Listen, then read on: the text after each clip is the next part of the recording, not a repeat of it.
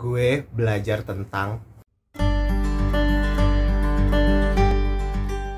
Halo teman-teman semua, terima kasih karena teman-teman telah kembali datang ke channel ini untuk menyaksikan reviewan buku yang akan gue bawakan. Dan untuk teman-teman yang baru pertama kali datang dan juga yang udah lama tapi belum subscribe, bisa langsung subscribe channel ini. Karena subscribe teman-teman adalah bukti bahwa teman-teman mensupport apa yang gue buat. Terima kasih. Buku yang akan gue review selanjutnya adalah buku Seni Mengelola Waktu karya Bryan Adam. Ini gue beli waktu di rumah ketika masih WFH, dan dari judulnya membuat gue menarik, jadi langsung gue sikat aja. Apa aja sih yang gue pelajari dari buku ini sebenarnya? Yang pertama, buku ini itu lebih banyak menyentil gue, banyak banget. Karena ya gue jadi keinget lagi itu tentang keseriusan gue mengelola waktu. Di awal buku ini gue disentil bahwa waktu itu adalah investasi yang dimiliki seluruh umat manusia, bahkan makhluk hidup yang ada di bumi ini. Dan investasinya itu sama, 24 jam. Lalu buku ini juga menyentil gue bahwa waktu itu adalah yang paling kejam. Ketika sekarang gue nih ngomong seperti ini, kalau gue nggak manfaatin dengan baik, maka gue membuang-buang waktu dan waktu tidak akan pernah kembali. Lalu buku ini juga menyentil gue bahwa prioritas itu harus disusun dengan baik. Prioritas disusun dengan cara menyusun to-do list, aktivitas-aktivitas yang akan dilakukan oleh kita.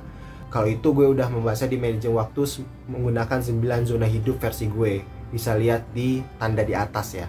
Lalu buku ini menyentil gue bahwa fokus, bahwa orang itu tidak bisa mengerjakan tugas secara baik dengan multitask.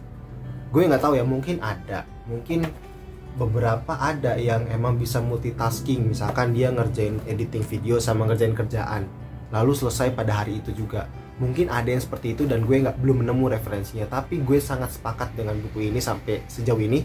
Karena ketika gue sendiri fokus, misalkan gue sekarang fokus editing video, lalu setelah itu gue baru fokus ke kerjaan-kerjaan gue di kantor, itu dua-duanya selesai dan gak bingung jadinya ketika ngerjain.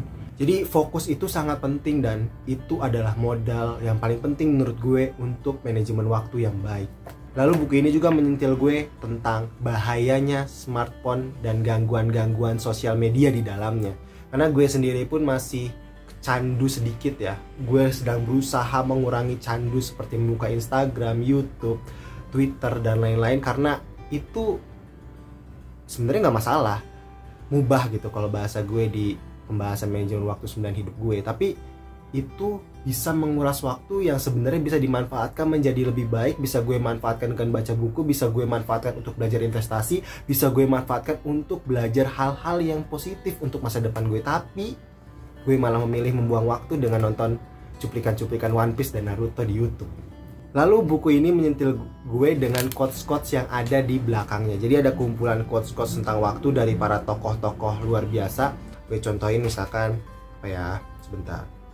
Albert Einstein misalkan, belajar dari masa lalu, hidup untuk hari ini, berharap untuk hari esok. Yang penting kita tidak pernah berhenti bertanya. Oke. Lalu ada dari Mahathir Mohamad, banyak orang yang memiliki jam tangan yang mahal harganya, tetapi tidak banyak yang memiliki waktu-waktu yang berharga. Lalu satu lagi deh, gue acak nih ya. Bismillahirrahmanirrahim. Oke, Bruce Lee. Menggunakan waktu adalah memanfaatkannya sesuai dengan apa yang telah ditentukan sebelumnya. Menghamburkan waktu adalah menyia-nyiakannya tanpa rencana dan sembarangan. Gagal merencanakan sama dengan merencanakan kegagalan. Jadi, ayo kita sama-sama, khususnya gue, memanfaatkan waktu dengan baik. Masa lalu dengan pengalaman-pengalaman gue yang gue banyak membuang waktu, jadikan makna yang berharga saja. Bersyukur karena gue sudah melewati itu dan gue mendapatkan maknanya. Hari ini sadar, maka gue harus berubah untuk bisa memanfaatkan waktu dengan baik, demi masa depan gue yang cerah dan demi kehidupan yang lebih baik di masa yang akan datang. Terima kasih untuk teman-teman yang telah nonton sampai selesai.